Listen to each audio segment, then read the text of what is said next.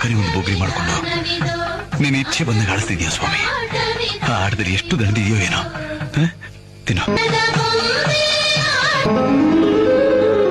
ನೀನೇ ಇಲ್ಲ ಅಂತಿದ್ದೆ ನನಗೆ, ನೀನೇ ಎಲ್ಲ ನೊಳ್ಳ ಗಂಟೆ ಹಾಕ್ದೆ. ಈಗ ನೀನೇ ಯಾಕೆ ಗಂಟು ಬಿಚ್ತಾ ಇದೆಯಾ? ಅಣ್ಣ ತಮ್ಮ ತಂದೆ ತಾಯಿ ಹೆಂಡತಿ ಮಕ್ಕಳು ಆಸ್ತಿ ಪಾಸ್ತಿ ಅನ್ನೋ ಎಷ್ಟೋ ಬಂಧಗಳಲ್ಲಿ ಜೀವಿನ ಸಿಕ್ಕಾಕಿಸ್ತೀಯ.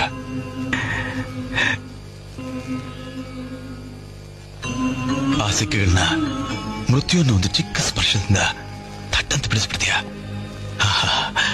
ನಿನಗೆ ನೀನೇ ಸಾಟಿಲಿಲ್ಲ ಅಮ್ಮಯ್ಯ.